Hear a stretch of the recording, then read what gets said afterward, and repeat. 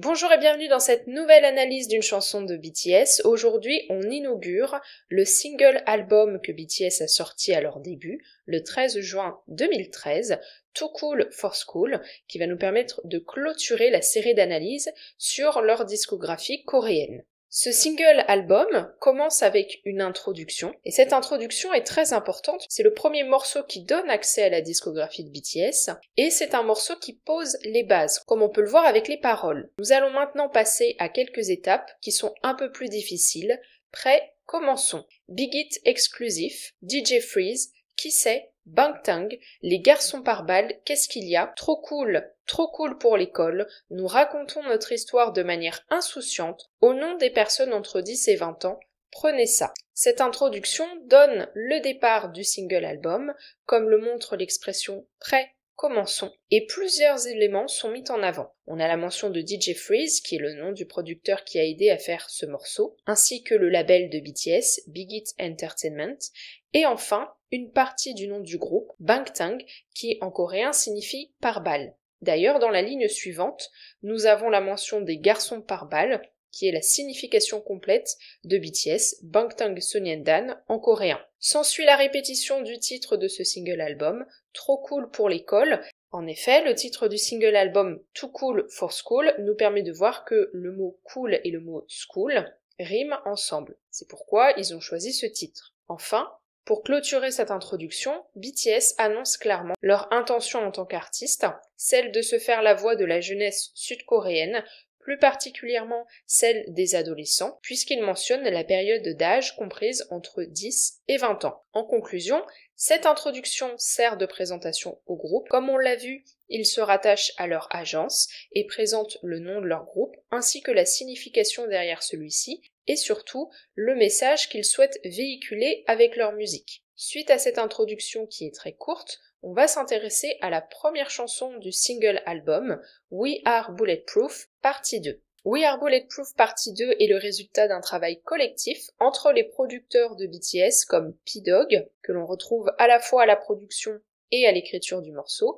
accompagné de Hitman Bang qui est le PDG de Big Hit à l'époque, et de Supreme Boy qui est un ami d'enfance de RM qui a rejoint l'agence et qui n'est pas devenu un membre de BTS mais un des paroliers et des producteurs du groupe. Et certains membres de BTS ont participé à l'écriture de la chanson également, c'est le cas de RM, Suga, Jungkook et J-Hope. We Are Bulletproof Partie 2 est l'une des deux chansons promotionnelles de ce single album avec No More Dream, puisque les deux MV sont sortis le même jour afin de montrer deux facettes du groupe. Ainsi, avec We Are Bulletproof Partie 2, on va s'intéresser à la première facette que BTS souhaite montrer à travers cette chanson. Celle-ci commence avec les paroles suivantes. Quoi, donne-le-moi. Quoi, soyez à l'affût tout le monde.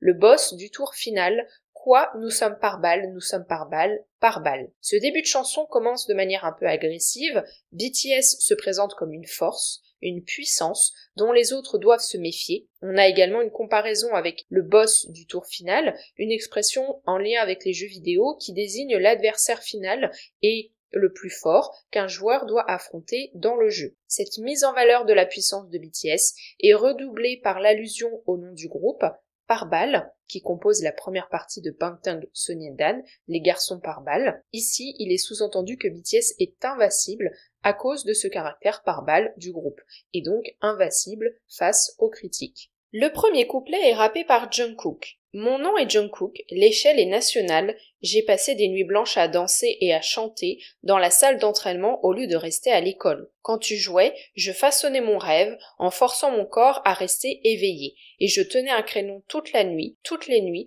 en fermant les yeux après le lever du soleil. Ce premier couplet commence donc avec une partie rappée de Jungkook qui va faire un jeu de mots entre son prénom et le mot coréen Jungkook, qui lui ressemble beaucoup au niveau des sonorités et qui signifie le pays tout entier. C'est pourquoi on a la première phrase « Mon nom est Jungkook, l'échelle est nationale » puisqu'il s'agit d'un jeu de mots en coréen. Il est fait ensuite mention des nuits blanches causées par les entraînements en danse et en chant qui viennent s'opposer à l'école. Jungkook à l'époque est mineur au moment de ses débuts, il a 15 ans, Donc on a une opposition entre la vie qu'il est censé avoir à cet âge-là, une vie d'écolier, et celle qu'il a choisi de mener, celle d'une future idol K-pop obligée de s'entraîner toute la nuit. D'ailleurs, on a la mention faite d'une nuit blanche, en fermant les yeux après le lever du soleil, à cause du temps d'écriture des chansons, et je tenais un crayon toute la nuit, toutes les nuits. Ce qui est mis en avant ici est donc le dur travail fourni par le groupe, mais également leur légitimité puisqu'on voit qu'ils se présentent comme les auteurs de leur propre musique. On a aussi une adresse faite aux jeunes de son âge qui sont associés au jeu, tandis que lui reste associé au travail, avec les verbes façonner et forcer qui impliquent des efforts fournis pour réaliser quelque chose. Ainsi, ce premier passage permet à BTS de se présenter comme étant différent des autres groupes de K-pop, puisque comme je l'ai dit, ils insistent sur l'authenticité de leur musique, chose qui est très rare à l'époque. En effet, les autres idoles des autres agences n'écrivent pas forcément leurs propres textes, puisque c'est l'agence qui fait tout pour eux. Dans les paroles suivantes, BTS va faire mention du message qu'ils souhaitent porter à travers leur musique. Contre les doubles standards et tellement d'opposition, j'ai dépassé ma propre limite. Par contre, pour vous les gars, contactés par votre agence par chance et étiquetés comme rappeur parce que vous ne pouvez pas chanter, le titre de rappeur est une extravagance. Ici, on a une distinction faite à nouveau entre BTS et les autres idoles des autres agences. En effet, ceux-ci sont à nouveau présentés comme ayant fourni beaucoup moins d'efforts que BTS, et surtout comme étant illégitimes en tant que rappeurs. À l'époque, la majorité des rappeurs dans les groupes de K-pop ne le sont pas avant d'entrer dans l'agence, c'est simplement un poste qui leur a été assigné, généralement parce que ils ne savent pas chanter. Ici, c'est ce qui est dénoncé, puisque quand RM et Suga ont intégré Big Hit pour faire partie de BTS, ils étaient déjà des rappeurs reconnus sur la scène hip-hop en Corée du Sud, et ils ont connu beaucoup de critiques de la part de cette scène hip-hop, avec ce souhait de rejoindre une agence de K-pop. Partout où je vais, tout ce que je fais, je vais te montrer à quel point j'ai aiguisé mon épée. Ceux qui avaient l'habitude de me prendre de haut maintenant, écriez-le. Dans ce passage, on a la métaphore de l'épée aiguisée. On est toujours dans le registre du combattant, en lien avec cette opposition que BTS met en avant avec les autres groupes de K-pop depuis le début de la chanson. Il est fait mention des critiques qu'ils ont reçues de la part des autres groupes qui les prennent de haut. À l'époque, BTS vient d'une petite agence, et les petites agences avaient beaucoup moins de place dans l'industrie de la K-pop qu'aujourd'hui. Donc BTS a subi beaucoup de moqueries de la part de personnes mieux placées dans l'industrie, appartenant à des agences plus puissantes. Jette-moi des pierres si tu as travaillé aussi dur que moi. On y va fort, on n'a pas peur. Clic, clic, bang, bang, on chante juste comme ça. Jette-moi des pierres si tu as travaillé aussi dur que moi. On y va fort, on n'a pas peur.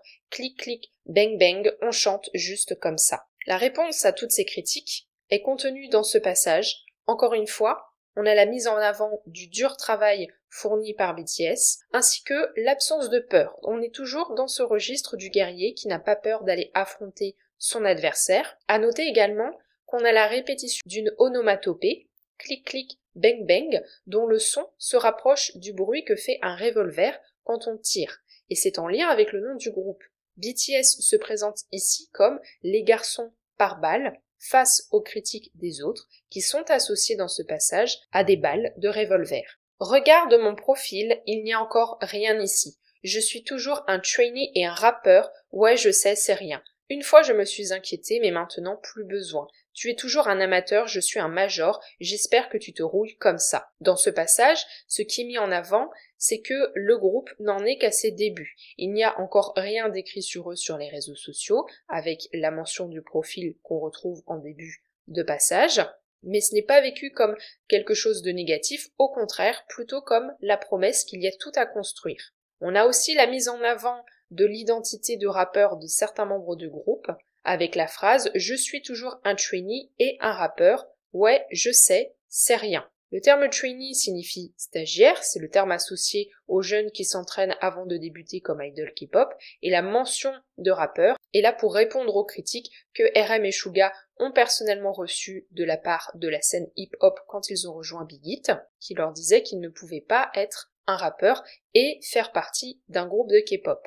RM répond ici en mettant en avant le fait qu'il n'a pas renié qui il est malgré ses débuts avec le groupe. Également, dans la dernière phrase « J'espère que tu te rouilles comme ça », on a un rappel qui est fait avec la métaphore de l'épée aiguisée qu'on retrouvait dans les paroles un petit peu plus tôt. Là où BTS a une épée aiguisée et donc ils sont prêts au combat, leurs adversaires ont une épée rouillée, ce qui signifie qu'ils sont plus faibles que BTS. On est toujours dans ce registre du guerrier et d'opposition avec les adversaires. Ce passage étant celui de RM, il va continuer à répondre aux critiques qu'il a reçues. Un monstre du rap, comme mon nom, je mange n'importe quel type de beat comme un monstre. Je porte pleinement mon nom, et les gars venez ici et ayez un aperçu, un plot twist présenté par une simple idole. Haha, les Young qui sont pleins de leur fierté du hip-hop m'ont dit que c'est impossible, mais regarde-moi avec attention, je mets un point sur impossible, je suis possible. Hey, c'est bon maintenant mon garçon? Dans ce dernier passage,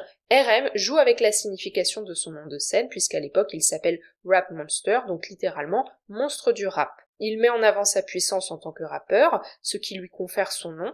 Je mange n'importe quel type de beat comme un monstre. Le terme beat désigne la musique sur laquelle le rappeur va poser son texte, puisque ça fait référence au rythme de l'instrumental. Il emploie également le terme plot twist, un terme utilisé pour désigner un retournement de situation. Le fait qu'il se l'applique à lui-même est une référence à ce dont j'ai parlé un petit peu plus tôt, c'est-à-dire qu'il est idol K-pop, mais toujours un vrai rappeur, à la surprise de ceux qui le critiquent. Enfin, il s'adresse ouvertement aux rappeurs plus âgés qu'il a fréquentés et qui l'ont rejeté lorsqu'il a quitté la scène hip-hop pour rentrer dans l'industrie de la K-pop. Les Young, qui sont pleins de leur fierté du hip-hop, m'ont dit que c'est impossible. Cette phrase, c'est l'occasion pour lui de répondre en mettant en avant sa maîtrise de l'anglais. Je mets un point sur impossible, je suis possible. C'est un jeu de mots en fait. Si on sépare la première partie du mot impossible en anglais, ça donne la phrase I'm possible, je suis possible. Enfin, il conclut son passage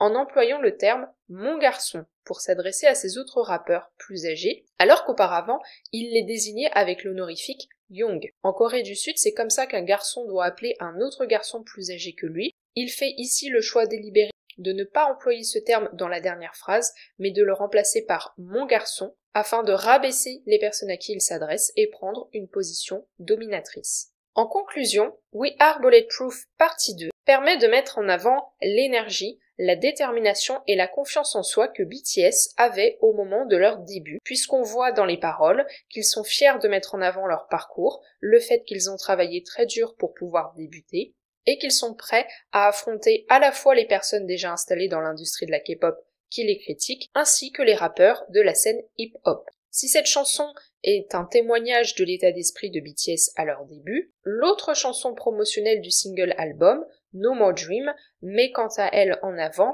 les messages que souhaite faire passer le groupe à travers leur musique, comme on le verra dans l'analyse de la chanson la semaine prochaine. J'espère que cette analyse de la chanson d'introduction et de We Are Bulletproof partie 2 vous a plu. N'hésitez pas à me dire ce que vous en avez pensé dans les commentaires. Quel est votre avis sur We Are Bulletproof partie 2? Est-ce que vous aviez conscience du message que portait la chanson? Si vous avez aimé le podcast, n'hésitez pas à mettre un pouce bleu et à vous abonner à la chaîne si ce n'est pas encore le cas. Vous pouvez aussi la partager aux personnes autour de vous qui s'intéressent à BTS et à la K-pop. On se retrouve la semaine prochaine pour l'analyse de No More Dream.